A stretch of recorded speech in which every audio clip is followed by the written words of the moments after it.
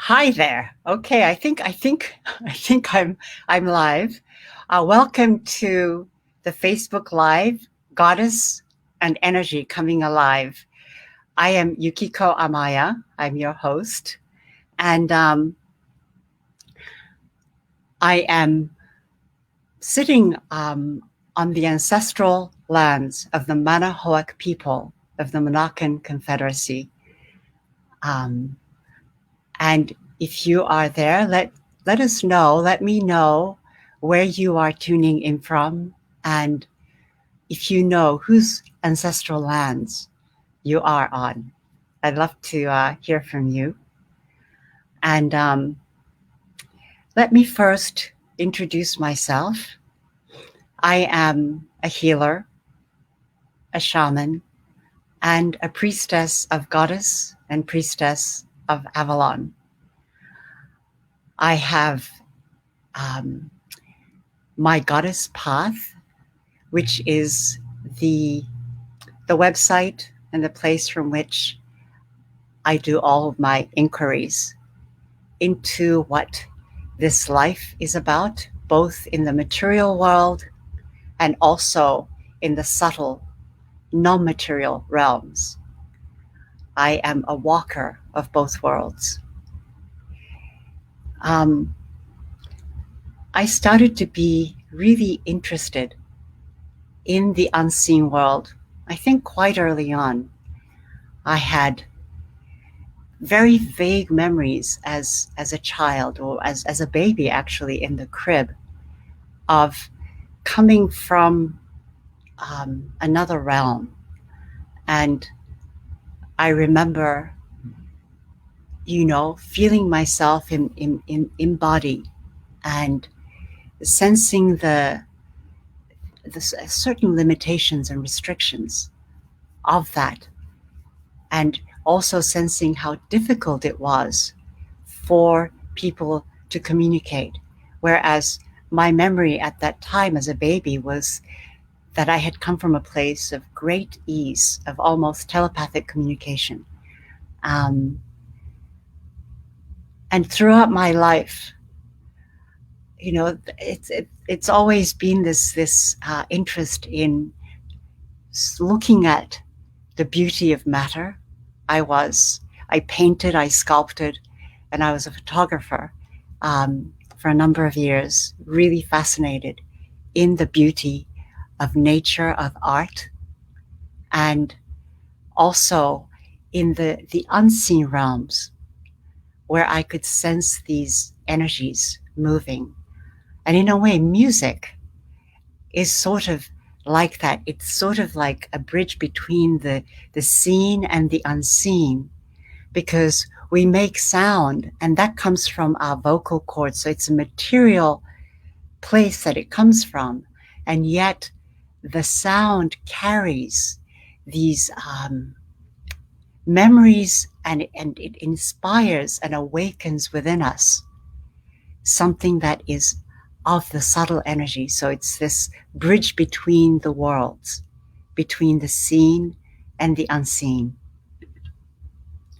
And I'm really, really excited today to be bringing in as my special guest, Shay Nichols. I first encountered Shay at a wonderful festival. I think it was the first or the second year of Honeyroot, organized by our friend Deb Bry, and in Northern California. And I was really moved by the way Shay used her voice in a way that was just kind of really defied what I thought singing was up until then.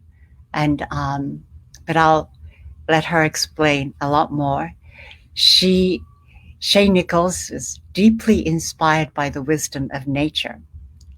She is a recording artist, a sound healer, and voice teacher.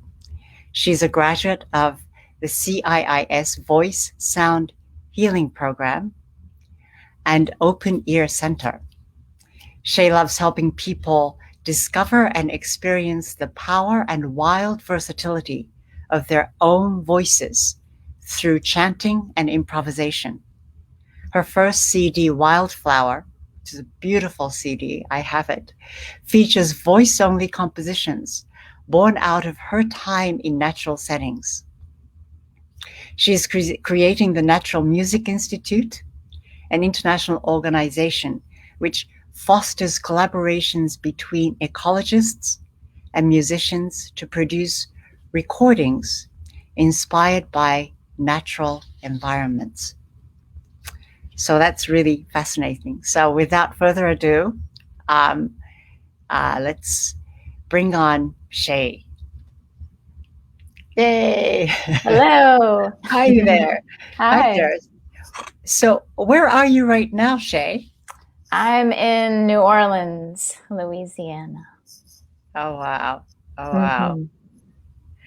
And, you know, I was really struck when I went to your website by the school that you have. It's called the Wild and Sacred Voice School. Do you want to tell us a little bit about what the Wild and Sacred Voice School is, and how you came to that place? Sure. Well, I think calling the voice school wild and sacred, it combines two of my biggest loves or passions, and one is nature. I feel I learn so much from nature, and it continues to expand, which is kind of wild in itself. And to me, the wild, it's in nature, but it's in us. It's that flowing of knowledge in us, and organicity and spontaneity. And I just found myself trusting the wild more and more. I'm an improviser, so in a way, improvisation can teach you about the wild or the unknown. You have no idea what you're going to sing, and then it just comes. And so that's one part. And the sacred, you mentioned on my website, I say singing is how I pray, and it's true. And the sacred is also very important to me. To me, it's what's essential about life, or the heart, the mystery, the spirit. And so wild and sacred voice, it is a weaving of those two things. And of course, the wild contains the sacred contains the wild. They're not separate. So yeah, no, I totally get what you're saying. And it's just really fascinating how we come to these places, you know. It's, for me, the goddess is about the wild and the sacred. And my first encounter was with the goddesses in the Hindu tradition, because I went in through the pathway of yoga and tantric yoga and energy, and meeting all these goddesses and invoking them with chanting and mantra, you know, the sacred Sanskrit mantras. And I think you were telling me also that was another part of your training and your work, right? Yes. What was it like for you when you first encountered these sounds? Because I think there's supposed to be two languages in the world that contain the sacred still as a vibration. Because when I was a dancer in my 20s back in Paris, I was fascinated by this idea that I felt that words were sacred. words came from the wild and sacred place, language, but that we had somehow made it less potent by using it in a way that was without spirit, without soul, somehow. That we had somehow bastardized the energy of this sacred language. And I tried to find that when I would dance, I would make sounds in my body using all the hollow places in my body to echo and see if I could move from that place. And then I read later on, and everybody thought I had gone off the deep end, and I couldn't find any collaborators, very few at the time. But later on, I discovered that it was Hebrew and Sanskrit were the two languages considered to still carry that sacred resonance. And I'm just curious, as somebody who is carrying and investigating the wild and the sacred through sound, through voice,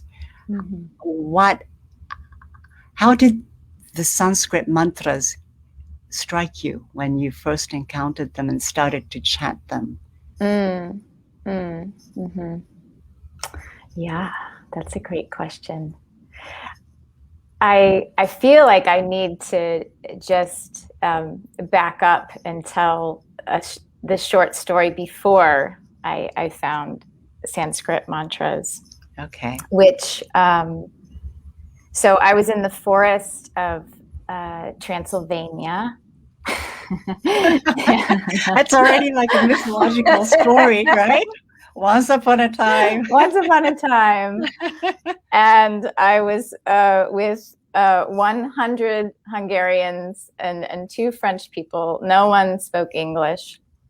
So it was a week of workshops. And I wanted to take film at the time. This was 20 years ago. And their equipment didn't come in. And so I said, okay, I'll do music. That's my other love. And it was taught by this French musician named Montanaro. And he's an instrumentalist. But all of us didn't have any instruments. So he said, oh, okay, I guess I'll do songs. I'll sing with you. And so he had us singing with the Creek and the Stones. It was a wonderful week. And at the end of the week, the sun was going down. We're holding hands. And he says, we're going to tone for people who died in World War II. Wow. Yeah. Whoa, that's huge. Okay. Yep. Yeah, I can even feel Yeah, I can feel that right now. Yeah. And so I had never toned before then. And these tones, they just start flying out of me, and these harmonies. And in that moment, I knew that it was my purpose, sound and healing. And I was like, oh, because it was actually so simple, and I had been trying to do very complicated things before then. And so it just dropped in. And then 6 months later, I found my 2 teachers. And so 6 months later, I met Pat Moffat-Cook of the Open Ear Center. And that's when I first started chanting mantras. And how did it feel? Deep, ancient, and familiar, like I knew it. I remember Durga, when we would chant Durga, she had a statue of Durga outside her place. And I would feel this deep recognition. And it was so beautiful because to have it drop in, oh, this is my life's work. And then through Sanskrit, to be able to be connected to a lineage of people, who carry that vibration. And then at the same time, I met Rhiannon. Oh, wow, yes. Rhiannon is an improviser and teaches vocal improvisation. And I got to do a week long with her on Cortez Island up in. Oh, wow. And a different kind of knowing came from that, because we were in circles and we would just start with like a seed melody, and then all this music just starts pouring out of me, and so they came at the same time. That's really amazing, because that feels like Rhiannon, the wild, and then Pat, is that her name? Yeah, Pat Motley Cook. Yes, exactly. And they both intersect. It's really true. And it's really, I'm just speaking with you because I'd completely forgotten about all of this. But when I first encountered Sanskrit, even though I was fascinated by the fact that this was the language that I've been looking for, because I was convinced that sound was sacred, that there was a vibration, and I was searching by myself and doing things and kind of hitting the wall and not knowing what I was doing, but I felt like I was onto something, but I didn't quite understand how to get there. And when Sanskrit came in, and I went to it with great enthusiasm, my brain wouldn't, it almost like my brain would shut down. And so I studied with this teacher called Rod Stryker, who gave me all these Sanskrit mantras and these meditation practices.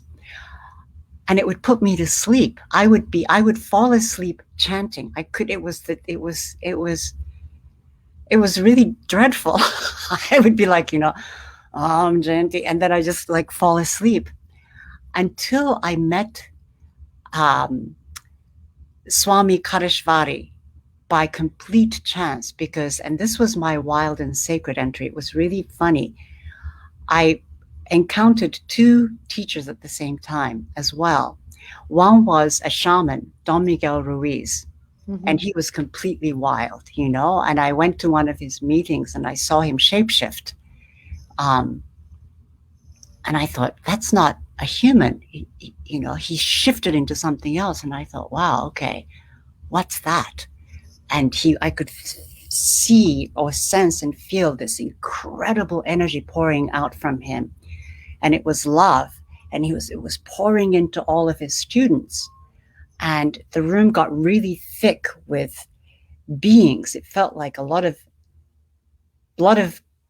beings with a lot of big feathers came in, because I was like, and it was a wild kind of experience. And that the same day I was taken over to meet this Swami. I didn't ask for it. It was forced, because anyway, I found myself there. And for the first time, he made us chant mantra throughout this entire night. And I didn't fall asleep. I was, in fact, completely energized. And sensing these two pathways, it can be a wild ride, it can be a wild ride. How did the two, did you have any difficulty working with both at the same time? Did that come to you pretty naturally? It did come to me pretty naturally. I remember saying I'm taking on improvisation as a spiritual practice. So that changed my relationship with singing. So that if I sang for 10 minutes, or if I sang for an hour, if I sang outside, it had that quality of spiritual practice. Right. both going into the unknown and trusting, but just singing from a deep place. And the mantra, at the time, I think it was a very grounding practice for me, because at the time I didn't have a morning practice. Okay. And I've had one now for 20 years. Yeah. So I think the mantra was just grounding, and it's like following a stream. So there, in a way, it's relaxing because you're following a stream. Improvisation, you have to be alert, It's like going into the wilderness without tracks, right? Right. I mean, you have to be alert in both, but it's different. It's different. Mm-hmm. Yeah. Mm-hmm. Well, that's a really good point that you bring up, because I feel like the mantra and the yogic disciplines, and for me, they were disciplines. Yeah. They were a lot of constraints. Mm-hmm. Like I had the pronunciation right. Mm-hmm. And just as in like the yoga asanas, or certain energetic meditation practices, there were certain protocols that had to be respected. And I remember some of the mantras that was given by the Swami. It was very strict. Like, you had to, if this was a practice that you were taking on, you had to start at the new moon, and you had to do it without fail at 4 a.m. each morning. Mm-hmm. And if you failed in the I think it was like a either 45 or a 60-day practice. If you failed to do that even one day, you're back at the beginning. You had to start all over again. Mm-hmm. And I remember feeling really angered by that in the beginning, because I'm a Pisces. I like to just kind of swim around where I want to. And it took me a number of years to develop that muscle, almost, that capacity to hold that kind of energy with that kind of boundary. Mm-hmm. And that instead of it being a constraint, I started to understand that it was about developing enough sort of energetic and internal strength to be, and the more I developed that strength, the more the flow became enormous. Mm-hmm. Mm-hmm. And that it also trained me in a way to have the confidence and the trust to walk out into the wilderness.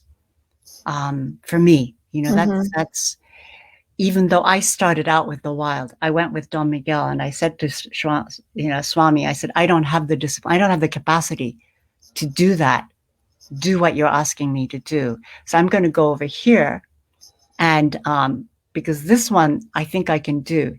He's saying, just connect and love. I said, I can do that. I don't know if I can, So I went through the wild school, and then came back to the discipline, and then came back out into the wild again, Uh-huh. Yeah. Maybe this is the moment when, one of the interests that I have in what you're doing is, well, I think we both do healing work and do energy, and sound is very much with vibration and energy. Mm-hmm. One of the things that really fascinated me with what you are doing is the singing to the land, or with the land, mm-hmm. the improvisation mm-hmm. with the land. Do you want to tell us a little bit about how that came to be and what your experiences are? Mm-hmm. Sure. I think it really started deepening the 2 years that I spent in nature improvising for my first CD. So that, and And that took different forms. A lot of that was in the Bay Area and in Northern California. And I would spend time at the Marin Headlands. I really loved it out there.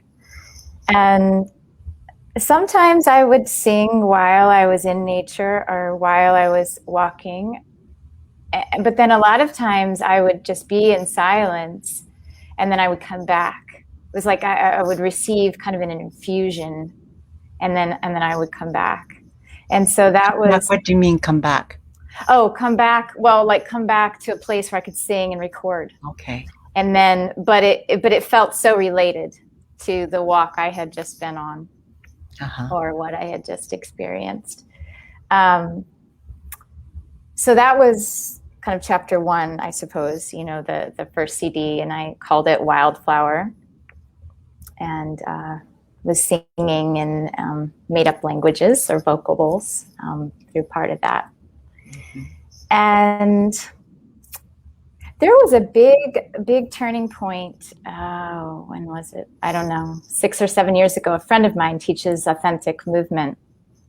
And we were in Texas teaching a movement and voice workshop together on the land. Mm. And yeah, there was something deeper that dropped in at that time. To just go out, we would go out for like an hour and a half on a singing walk, so no words. And we had hand signals. If you wanted to do a solo, a duet, this would be everybody. And then you would sort of point to what you wanted to sing. So it could be a tree or a flower or the hawks above. And so just 2 hours of going in between song and silence.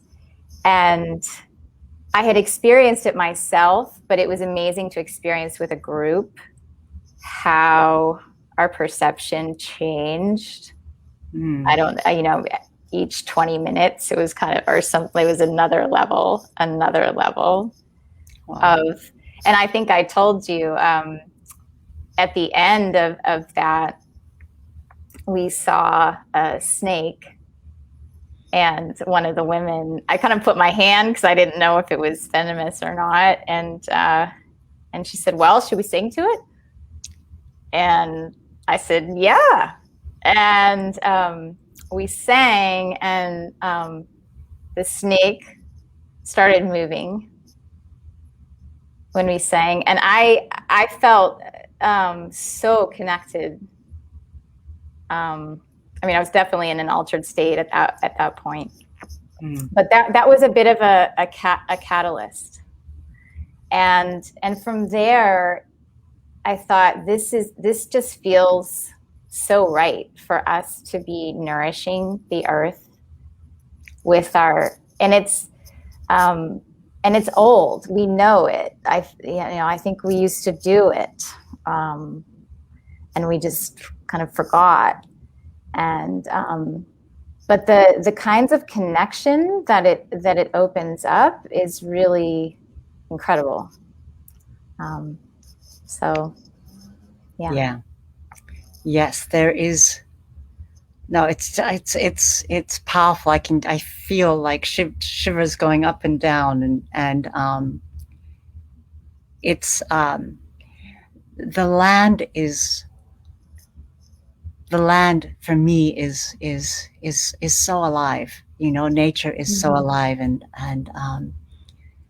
the earth goddess, the trees, and I feel that she is calling us back. That we have gone, into this place of utter non-listening, and like an utter disregard of, and we're so out of practice of being able to listen. And so it's really powerful what you said when you were developing your CD, that sometimes you would just go out and receive. And this whole notion of receptivity, that the receiving is so much part of a conversation, that capacity to simply listen and receive. And I find that even when, because I do a lot of improvisation with movement, and that's the first place, is to soften enough to start listening, whether it's to oneself, but it's the same in a way, oneself, the world. When we listen from that place of openness and receptivity, something starts to emerge, like that snake dancing, and then and a conversation starts. I remember, because I love working with the land by taking groups of women into these sacred places around the world, because some of the ancient sacred sites were built on land that carries a lot of energy, sort of like the wildlands, but these are places that were consecrated, like stone circles and ancient temple sites. And one time we were at Avebury, which is one of the largest stone circle complexes in Europe, and it's in the United Kingdom. Huge, beautiful place. And we were there at one of the center points, and started to connect and move and pray and tone. And all these birds came and started circling overhead, I mean, lots of birds. It was, and in that moment, you don't know whether you are being sung or whether you are being danced or whether you are the one dancing or singing, and it's, yeah. I mean, what you just said right there is why I love to sing the land. That's it right there, and to help other people. It's so that we can be in a place where we can be sung. Maybe we can just do a little improvisation.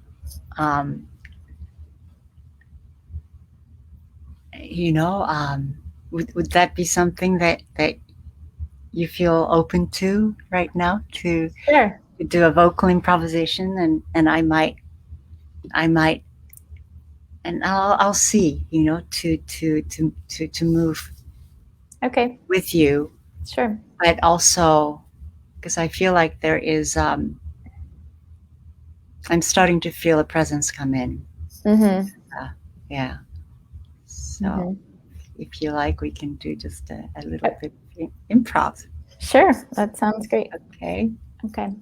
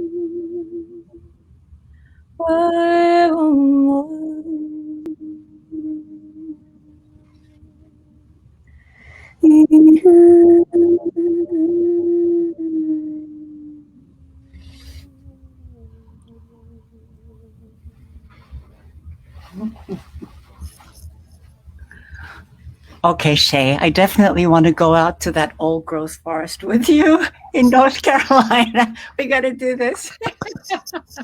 Yay, mission accomplished.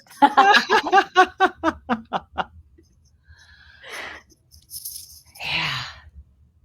I wonder what it is, that I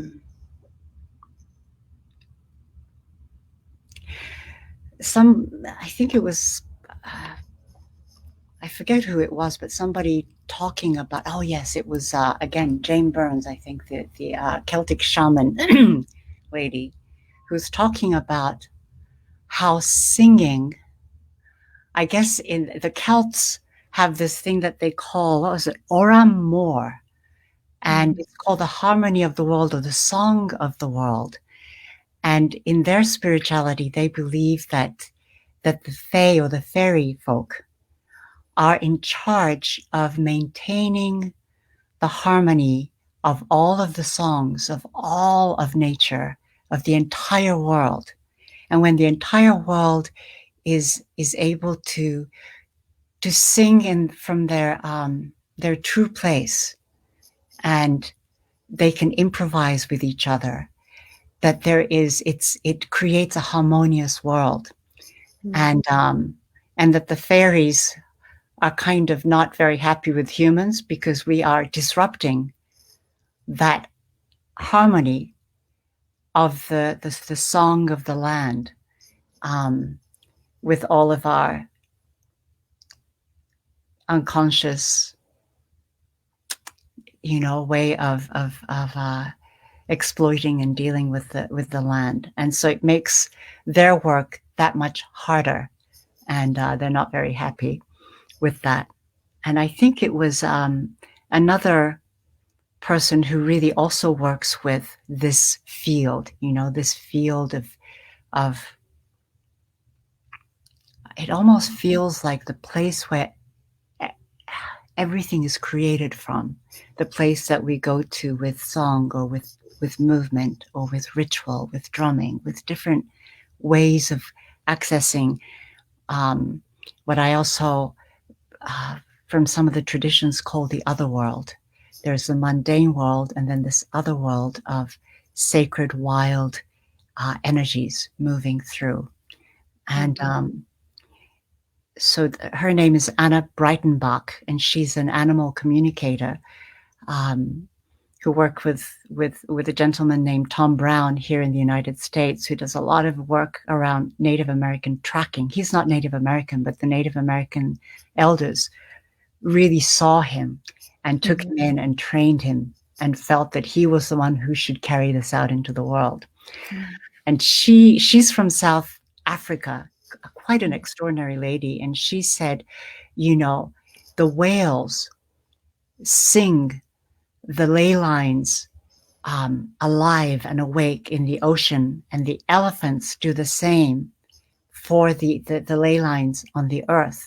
And if they were to perish, then who will sing the lines of energy of the earth awake and alive and healthy? That each one of us have a role to play, each species, not just humans. So that was, I don't know, that really, really struck me very, very deeply. What are some of the things that we, each of us in our own way, can contribute to bringing back that harmony of, of song?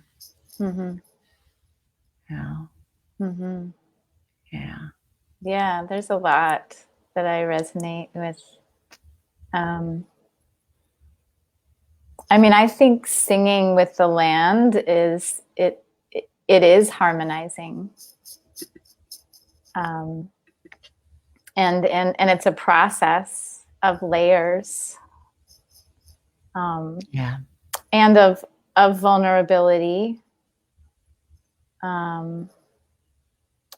allowing the connection I have with nature to make it out through my voice as an offering. So that's one level.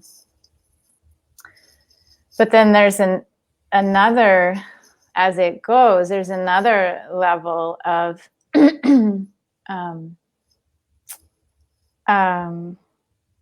finding my rightful place, or our rightful place as humans. And that's what, when you're saying about the whales and the elephants, there's a man named Bernie Krause, and he's recorded, I think he has the largest collection of natural recordings in the world. And there's something called a spectrograph, and he talks about a healthy ecosystem. There are all these different bands of frequencies. So the frogs have their band, and the birds have their band, and of course it's so it's so they can communicate and mate and all that. And it also creates beautiful music and that feeling of harmony when we walk in nature, where no sound feels out of place. It all fits. And so there's another aspect, singing with the land. One of the exercises I do is called sonic niche. What's that? That sounds fascinating. Sonic niche. Well, in a way, so the frogs have their band, and the birds have their band, and the insects, right? So sonic niche it's a way of just singing very delicately, with a lot of space. So like, you can imagine, like, everyone just does like a little part with a lot of space. Wow. Okay. Yeah. And that's another teaching of, how can we be a part of this and not dominant. Yeah. Because what you're talking about, the injury and the harm, it's dominance. Yeah. Rather than we need all of the sounds and space so that, they all can be heard. So. Yeah, that's so true. And thank you for bringing that up, because it's almost as if the human species is now just like yelling and, like one of those dreadful dinner guests who take over the entire conversation, and nobody can talk, and they dominate, and it's really boring and loud. And it's sort of like that. We're kind of like yelling over all of these different sounds. And so it brings me back to my favorite pet peeve, which is that the patriarchy has made this pyramid model where there's, you have to be at the top of the pile and dominate everything else, and everything else works for you, so that you can maintain that dominance, to the divine feminine way, which is much more about spirals and circles and spaciousness, and being in community and communion with each other. That's how. So it's the web of life that works in multi-dimensional capacity. And to be able to actually practice that with the singing of leaving spaciousness, in soul motion, which is a wonderful modality of movement that I studied with the creator, Vincent Martinez. And in that practice, there is what we call the pause. that we are asked to pause instead of just moving all the time, to pause, to drop down, breathe, become aware of 360 degrees around you. And then you begin again. You assess and sense that you are a part of, rather than the only dominant existence that's there. Yeah. I mean, one of my favorite things to do, besides singing in nature, is collaborative sound healing. So in that sense, I mean, you might have a few people lying down, like say 3 or 4, and then there will be about, say, 5 singers. And I mean, this was, before COVID, but it's a blend of sound and touch. But all I can say, the orchestration and the perfection that happens, you'll think, oh, I need to go to their feet, and someone is already at the feet. Oh, I'm hearing this piercing high note, someone just sings it. And I love that. I mean, honestly, I think that's some of the most exquisite music I've been a part of, and it's hardly ever recorded. Right. Because it reflects the needs of the moment. I feel like we're singing the people back to themselves. But I love that, just trusting something larger, and everyone is, and then we are all sung through at the same time. Yeah. Oh, that's really powerful. That's really, really powerful. So Shay, we're starting to get closer to the end of the hour. I could just keep on talking with you, but would you like to tell us a little bit about the, I think you're doing some workshops and of the singing to the land? And there were, yes. So if you want to tell us about that a little bit. Sure. Workshop. Yeah. So it'll be starting in 3 weeks. So beginning of June, Wednesdays. So the class is Singing the Land. It'll be 4 weeks. And there's 2 times, 12 to 1 Central and 7 to 8 Central, so that some people I know in the UK and Europe can join. That's the earlier one. And yeah, I taught it last year. It feels like one of my favorite things to teach. So there's so much, but singing with trees, singing with birds, singing with crickets, singing with frogs, singing with water. Yeah, those are some of. So this will be via Zoom. Will it be? So you can participate from different places, and and does one need to have any experience in singing? No. And I'm working on it right now. I'm going out to the swamp and the wetlands and recording all these crickets and frogs. So in the beginning, we'll have recordings to sing with.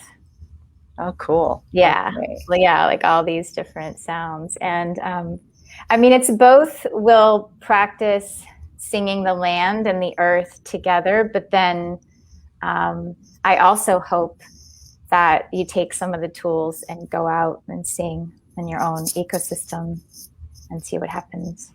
So it's got kind of a, not homework, but kind of. Yeah. Wow. So if you are interested, just go to the website address there below, to shaynichols.com/singing the land, and just visit Shay's website and see, because I feel this is one of the powerful healing works that, if you feel called or if you feel moved, if you've ever wanted to or if you found yourself as you're hiking in nature, kind of humming along or wanting to sing with the birds or sensing how a tree is, I'd say just jump in and join in. I'm going to jump in and do this. So, and, I feel that whatever you are called to do at this time in the world, it's um, it's really it's really important to follow your calling, follow your heart, follow your gut, follow something other than your mind that says, "Oh well, whatever the mind says," because it's um, it's just a really, I feel, not just important but necessary. It's a necessary energy that we need to revive. This way of listening and corresponding, conversing with with with all life.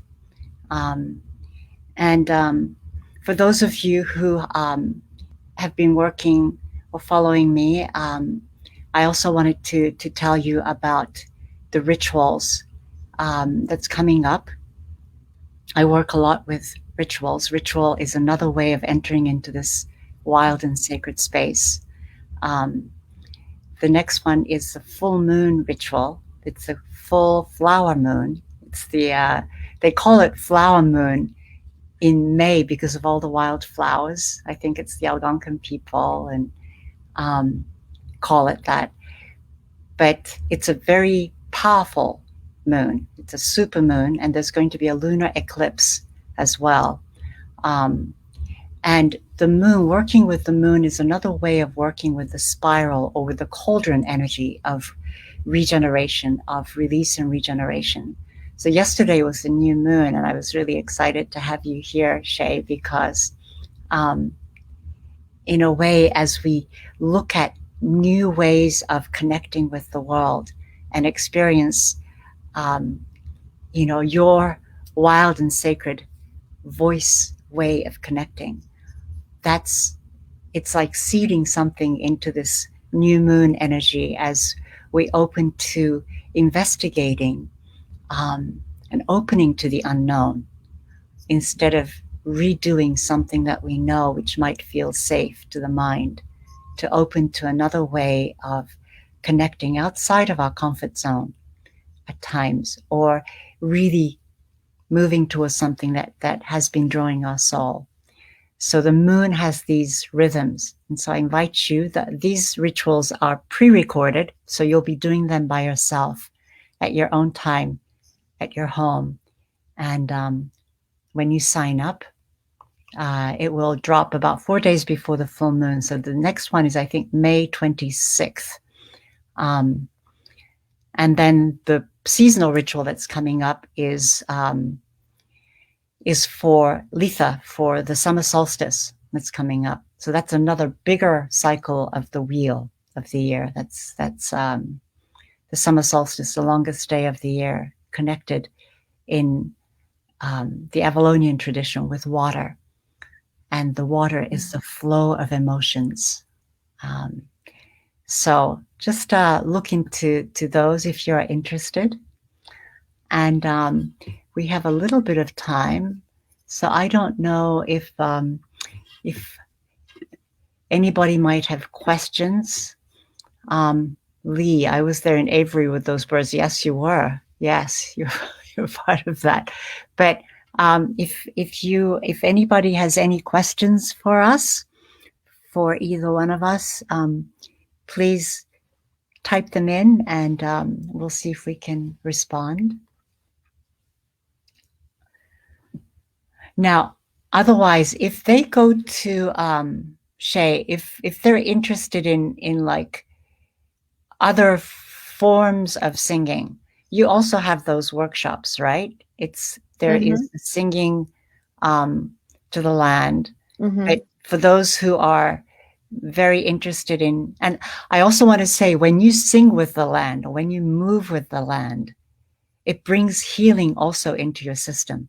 That all of these ways are various ways of healing, because your land, the land and our land, our bodies are intimately connected. But there is also a more focused way of working with personal healing through vocal work as well. Is that, or working on somebody else? Yeah. Are you doing workshops for those as well? Yeah, I'll be teaching a class called The Power of Sound in June on Tuesdays. So that goes into how we can use sound for healing or for creativity, energy, release, renewal, all that. And then I also offer private sessions. Mostly in the private sessions, I'm helping women use their voice for healing or for more expression or creativity. Yeah, so that's also work that I love. Yeah. No, yes. I feel like that individual private work, I love doing individual private work as well, because there is something so unique about each individual, and to be able to move with that person's need, and yeah, to be able to listen and then respond to what is being birthed at that moment, that will, I don't know, resonate, whether it's, I guess, in your work with sound, something that's rising out, right? And well, it's an incredible resource. Yeah, and so I just love helping people reconnect with that and reconnect with that intelligence and resource. Wonderful. So they can connect with all of that at your website, right? ShayNichols.com, to go there and find out some more. Okay, well, I don't know what the weather's like over there in New Orleans. Here in Northern Virginia, it's a beautiful, beautiful day. It's, even though it's supposed to be early summer, it feels more like spring. Just beautiful clouds and clear, lucid light coming through. What is it like where you are? I'd say we're in the watery, cloudy depths. So we're in between thunderstorms right now. Oh, wow. And there tornado warning yesterday and today. So we're in between storms. Wow. So would you like to sing a little bit again to we have just a couple more minutes, and perhaps because we can talk and at the same time to experience is really powerful with your sound. And so we're going to sing you out, and and thank you so much for joining us. So for Shay's work, please go visit shaynichols.com and find out and join in the workshops. To really, it's a wonderful opportunity to study with her. And for those of you interested in movement, journeying, rituals, and energy healing work, visit me at My Goddess Path. My Goddess, can't speak anymore, mygoddesspath.com. All right. So if you would like to, sure. Yeah, whatever comes up. Okay. Yeah. And thanks for having me. It was really fun. You're so welcome. Delightful. Yeah.